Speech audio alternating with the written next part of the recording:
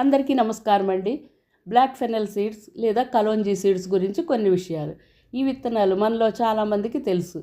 వీటిని ఆయుర్వేదంలో విరివిగా వాడతారు. వంటల్లో మసాలా దినుసుగా కూడా ఉపయోగిస్తాం. జుట్టు నుండి పాదాల వరకు దాదాపుగా 100 రకాల అనారోగ్య సమస్యలను తగ్గించి నయం చేసే శక్తి ఈ గింజలకు ఉందని ఆయుర్వేద నిపుణులు చెప్తారు.